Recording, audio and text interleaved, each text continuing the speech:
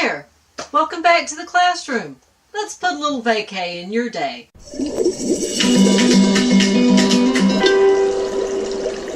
Today's question comes from Susie in Montana.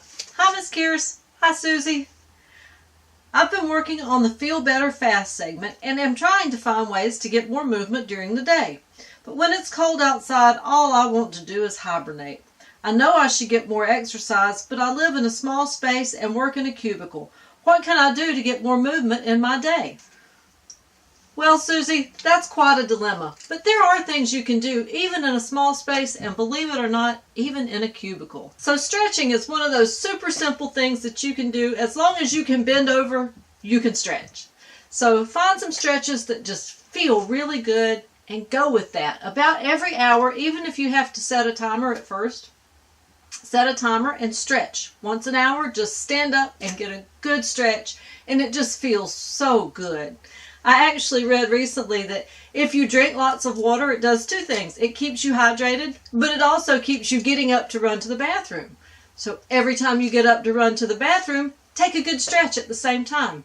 Did you know that your ability to touch your toes is directly correlated with your longevity, how long you will live? The second thing you can do is go on what I call the office walk. So just because you're in a cubicle doesn't mean that you can't walk around. Again, drink lots of water, and that way at least once an hour you will have to get up and use the restroom. And when you do, take yourself on a long walk around the office. I used to work in an office building that the bathroom was probably 10 steps to the left-hand side of my door. But if I took a right, I could go up a flight of stairs, around a mezzanine, back down another flight of stairs, and then meet up with the bathroom sort of on the way back to my office. And I made a habit of doing that. Every time I got up to go to the bathroom, I would take the long way around.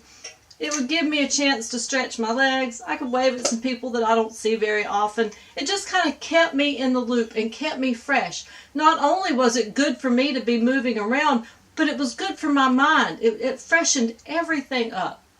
So if you work in a cubicle, that's not the end of the world. You can always walk around. I'm sure you get bathroom breaks.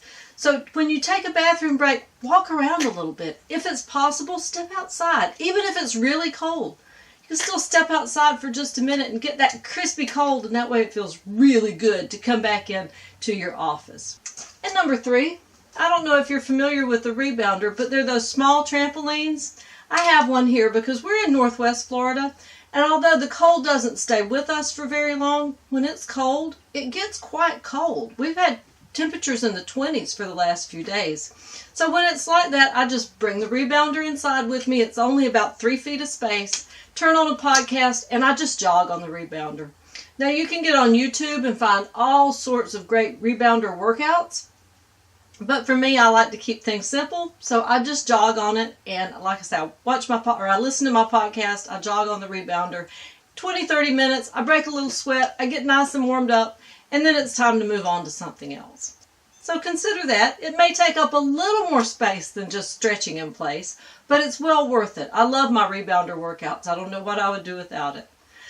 Okay, Susie, I hope this helps. See you next time.